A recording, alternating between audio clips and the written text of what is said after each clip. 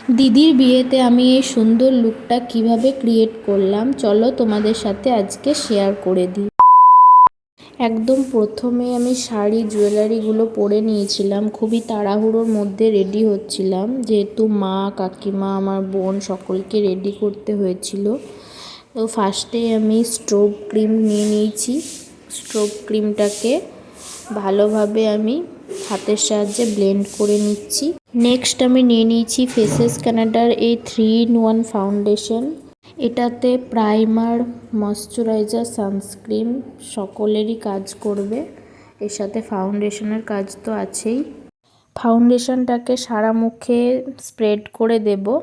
এরপর একটা ব্লেন্ডারের সাহায্যে, ব্লেন্ডারটাকে আমি আগে জলে ভিজিয়ে নিয়েছিলাম, বেশ ভালো এটাতে ব্লেন্ড হয়। ব্লেন্ডিং করার সময় তাড়াহুড়ো করলে হবে না, ব্লেন্ডিং একটু টাইম দিতে হয়, না হলে ভালোভাবে মুখে সেট হয় না বেস মেকআপটা।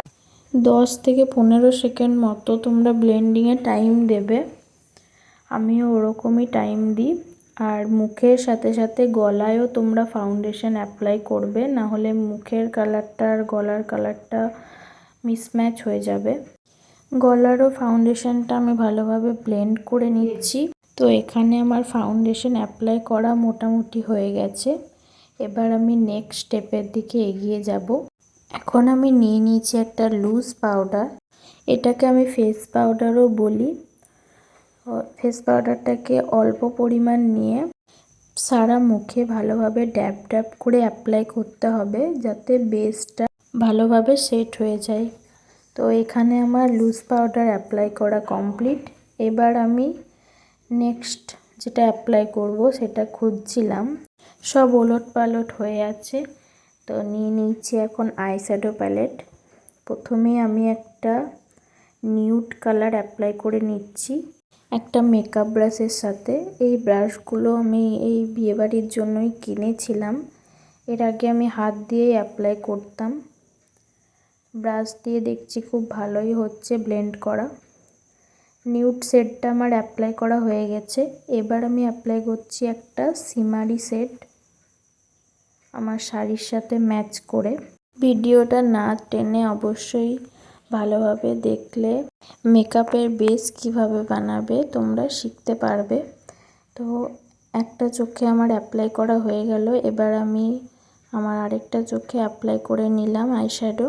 এবার আমি আমার আইব্রোগুলোকে ফিল করে নেব।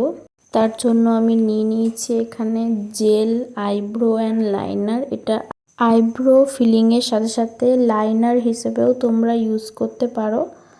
আমি এখানে ফিল করে নিলাম আমার দুটো আইব্রো, ভালোভাবে চেক করে নিলাম আয়নাতে একবার ভালো করে। এবার নিয়ে নিচ্ছি সুগার পপের এই লং লাস্টিং কাজলটা, এটা আমি অ্যাপ্লাই করে নেব। কাজল আমি বেশি মোটা করে পছন্দ করি না পরতে, আমাকে ঠিক মানায় না, তাই আমি হালকা করেই পরি। শুধু ওয়াটার লাইনে আমি কাজল অ্যাপ্লাই করলাম। এবার আমি অ্যাপ্লাই করব মাস্কারা, আমার মোস্ট ফেভারিট পার্ট।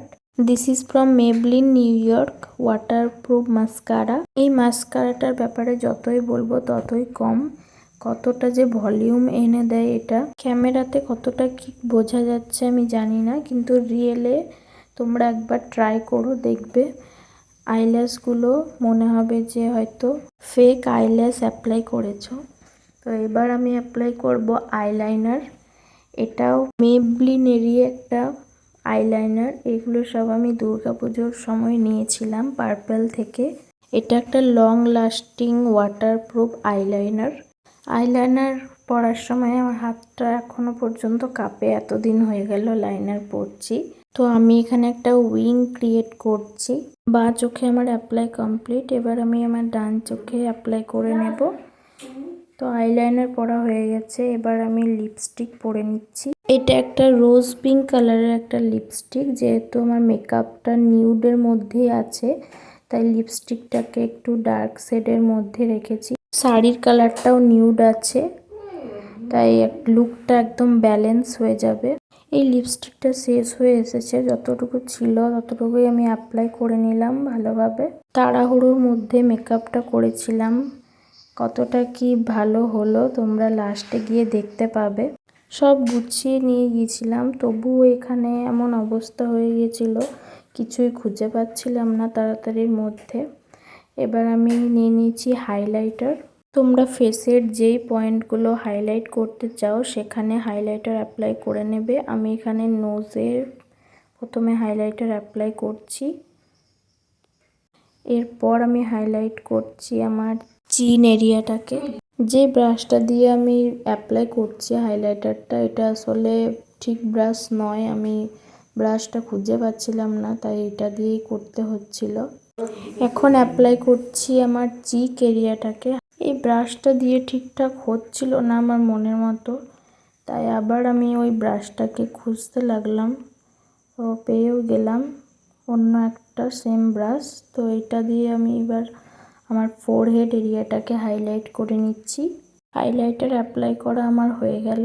মেকআপটাকে সেট করার জন্য এবার নিয়ে নিয়েছি ফেসেস কানাডার এই ম্যাট ফিনিশ স্প্রেটা, যেটা আমি ভালোভাবে সারা মুখে স্প্রে করে নিলাম। এতে মেকআপটা অনেকক্ষণ পর্যন্ত স্টে করবে। ফেস মেকআপ তো আমার ডান, এবার করব আমার হেয়ারটাকে। ভেবেছি কার্লস করব।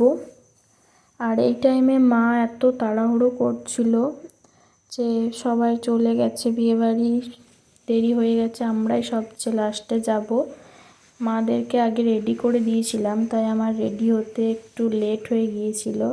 তো এখন আমি কার্লস করা স্টার্ট করে দিয়েছি। কার্লস করার টিউটোরিয়ালটা আমি ভেবেছি একটা অন্য লং ভিডিওর মাধ্যমে তোমাদের সাথে শেয়ার করব। এখন তোমরা ওপর দেখে নাও। স্মল আমি এখানে পার্টিশন নিয়েছি হেয়ারের, আর কার্লারটাকে গরম করে নিয়ে এটার মধ্যে রাউন্ড করে পেঁচিয়ে নিচ্ছি। এটা প্রায় 5 সেকেন্ড মতো রাখছিলাম আমি। হিট ভালোভাবে করেছিলাম, তাই দেখো কার্লসগুলো বেশ সুন্দর হচ্ছে আমার মনের মতোই। আর এই দিনের সাজটা আমার এতদিনের যত লুক করেছি সবগুলোর থেকে আমার বেস্ট লেগেছে। তো এখানে আমি দু সাইডেই 4-5টা করে কার্লস করেছিলাম। পুরো হেয়ারে আমি করতে পারিনি, যেহেতু আমাকে হেল্প করার কেউ নেই, একা একাই সব করতে হয়েছে আমাকে। ওদিকে মাও তাড়া দিচ্ছিল, আর কতক্ষণ। অন্য সাইডের কার্লসটা আর তোমাদেরকে দেখানো হয়নি, তাড়াহুড়োর মধ্যে আমি অন্য সাইডে কার্লসটাও করে নিয়েছিলাম। আর সব শেষে হেয়ারে একটা রোজ দিয়ে দিয়েছিলাম। আমার এই ফুল লুকটা তোমাদের কাছে কেমন লেগেছে কমেন্টে অবশ্যই জানিও। দেখা হবে অন্য কোনো ভিডিও।